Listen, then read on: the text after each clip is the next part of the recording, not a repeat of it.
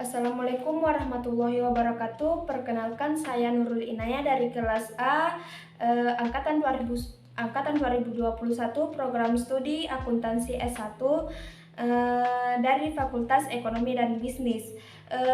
Pada kesempatan kali ini saya akan menyampaikan salah satu materi yang telah dijelaskan dari dosen saya, yaitu materinya yaitu pengangguran. Langsung saja kita masuk ke definisi pengangguran. Pengangguran ialah seseorang yang tergolong dalam angkatan kerja tetapi tidak mempunyai pekerjaan atau sedang mencari pekerjaan. Jenis pengangguran itu dibagi menjadi dua, yaitu berdasarkan penyebab dan berdasarkan sifatnya. Berdasarkan penyebab yaitu siklis, struktural, fungsional,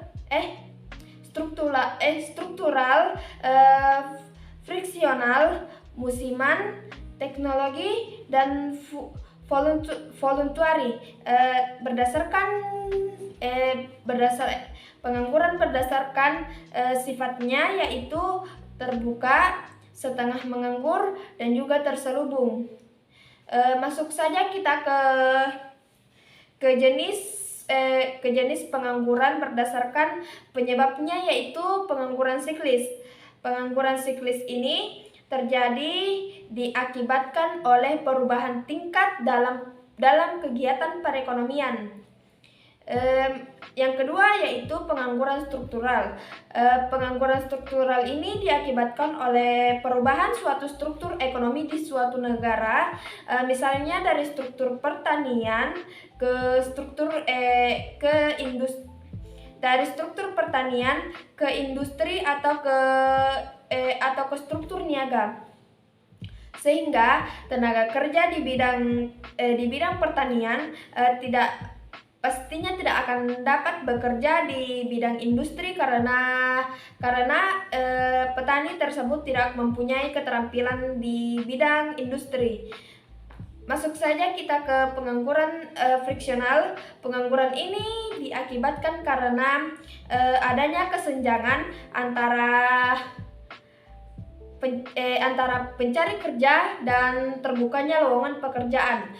Kesenjangan ini karena adanya kesenjangan waktu, informasi, dan juga jarak yang ditempuh. Yang berikutnya yaitu pengangguran musiman. Pengangguran ini yang paling banyak ditemui karena pengangguran ini ialah pengangguran yang paling banyak ditemui di sekitar. Pengangguran ini terjadi karena skala musim. Misalnya seorang petani akan bekerja apabila musim panen. Dan halnya penjual bendera akan menjual bendera apabila di musim kemerdekaan, di musim-musim bulan Agustus. Kita masuk ke jenis pengangguran berikutnya yaitu teknologi. Kalau untuk pengangguran teknologi ini sama halnya dengan sedikit sama dengan pengangguran struktural. Pengangguran teknologi yaitu pengangguran yang terjadi karena adanya kemajuan teknologi atau mekanisme sehingga perubahan penggunaan dari tenaga kerja manusia menuju ke tenaga kerja mesin. Contohnya, seorang petani pasti membajak sawah menggunakan kerbau, dan sekarang kebanyakan petani pasti menggunakan traktor untuk membajak sawahnya. Itu akan lebih mudah begitu. Kita masuk ke pengangguran selanjutnya yaitu pengangguran voluntari atau sukarela. Pengangguran ini terjadi karena adanya seseorang yang sukarela berhenti bekerja, misalnya karena mendapatkan warisan yang berlebih, mengurus rumah tangga, atau sedang studi, begitu. Kita masuk ke jenis pengangguran berdasarkan sikapnya. Ada yang pertama yaitu pengangguran terbuka. Pengangguran terbuka ini adalah angkatan kerja yang benar-benar tidak mempunyai pekerjaan. Pengangguran terbuka ini terjadi karena kurangnya lapangan pekerjaan, dan atau tidak mau bekerja, begitu, atau ada ketidakcocokan antara lowongan pekerjaan atau latar belakang pendidikan tersebut. Ada pula yang kedua yaitu setengah menganggur. Setengah menganggur adalah angkatan kerja yang bekerja di bawah jam normal. Contohnya kurang dari 35 jam dalam seminggu, begitu. Pengangguran ada pula jenis pengangguran yaitu pengangguran terselubung. Pengangguran terselubung adalah angkatan kerja yang bekerja tidak optimal sehingga terjadi kelebihan tenaga kerja. Ada pula tingkat pengangguran yaitu perbandingan antara jumlah menganggur dan jumlah angkatan kerja dalam kurun waktu tertentu akan dinyatakan dalam persentase, begitu. Setiap tingkat pengangguran itu akan dihitung dan dinyatakan dalam bentuk persentase. Adapun penyebab terjadinya pengangguran yaitu yang pertama, jumlah angkatan kerja yang tidak sebanding dengan jumlah lapangan pekerjaan itu. Yang kedua, ketidakseimbangan permintaan dan penawaran tenaga kerja pada suatu tingkat upah tertentu. Yang ketiga, ketidaksesuaian antara hasil yang dicapai antara pendidikan dengan lapangan pekerjaan. Yang berikutnya yaitu ketidakseimbangan kebutuhan jumlah dan jenis tenaga terdidik dan penyediaan tenaga terdidik. Berikutnya yaitu ketidakseimbangan penyediaan dan pemanfaatan tenaga kerja antar daerah. Berikutnya ada kualitas SDM yang masih rendah, perusahaan yang menutup usaha akibat krisis ekonomi. Dan yang terakhir yaitu peraturan yang menghambat adanya investasi. Ada pula akibat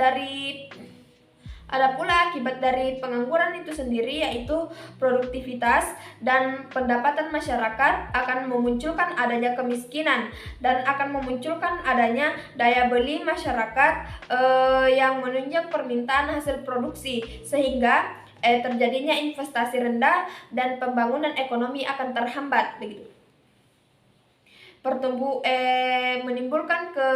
Menimbulkan ketidakstabilan sosial dan politik di suatu negara, menimbulkan masalah-masalah sosial. Contohnya kriminalitas yaitu pencurian, perampokan dan penculikan, dan yang terakhir pelacuran. Dampak dari pengangguran terhadap pembangunan nasional yaitu pendapatan nasional. Yang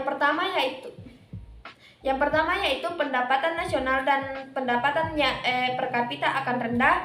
Yang kedua yaitu penerimaan negara dari pajak penghasilan pastinya akan menurun. Yang terakhir yaitu meningkatkan biaya sosial, contohnya biaya keamanan, proses peradilan, dan biaya medis. Cara mengatasi pengangguran yang secara umum yaitu satu, memperluas atau membuka lapangan pekerjaan. Yang kedua, mengadakan bimbingan mengadakan bimbingan yang menyeluruh mengadakan bimbingan yang penyuluhan keterampilan tenaga kerja. Yang ketiga yaitu menambah keterampilan melalui BLK. Yang keempat yaitu meningkatkan pendidikan. Yang kelima yaitu pendayagunaan dan penyebaran TK, dan yang terakhir yaitu pengembangan produktivitas TK. Cara mengatasi pengangguran siklis yaitu yang pertama meningkatkan daya beli masyarakat, yang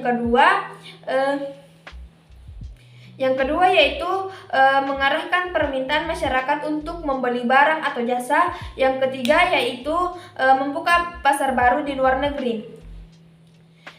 Cara mengatasi pengangguran struktural yaitu yang pertama yaitu mengadakan pendidikan atau latihan untuk siap bekerja pada pekerjaan baru. Yang kedua memindahkan tenaga kerja ke tempat yang lebih membutuhkan. Yang ketiga yaitu meningkatkan mobilitas tenaga kerja dan modal yang ada. Yang keempat yaitu meningkatkan industri padat karya. Ada pula cara mengatasi pengangguran friksional, yaitu yang pertama mengusahakan informasi yang lengkap tentang permintaan dan penawaran TK. Yang kedua menyusun rencana penggunaan tenaga kerja sebaik mungkin. Untuk mengatasi pengangguran musiman yaitu yang pertama pemberian informasi yang jelas tentang adanya lowongan pada bidang tersebut. Yang kedua melatih seseorang agar memiliki keterampilan untuk dapat bekerja pada masa menunggu musim tertentu, agar tidak menganggur. Usaha yang dapat dilakukan untuk pemerintah yaitu 1. Mendirikan BLK, 2. Meningkatkan mutu sekolah kejuruan, yang ketiga yaitu menciptakan kondisi dan konduktif bagi penanaman modal, transmigrasi dan keluarga berencana. Usaha yang dapat dilakukan untuk pihak swasta dan perusahaan yaitu bekerja sama dengan sekolah atau kampus untuk magang perusahaan. Usaha yang dapat dilakukan untuk individu atau kita sendiri yaitu 1. Membekali diri dengan keterampilan dan ilmu yang disyaratkan perusahaan, misalnya komputer ataupun bahasa asing. Yang kedua yaitu menanamkan jiwa berwirausaha. Sekian materi dari saya, kurang dan lebihnya mohon dimaafkan. Wafaqani Allahu wa iyyakum ila thoriqil khair. Assalamualaikum warahmatullahi wabarakatuh.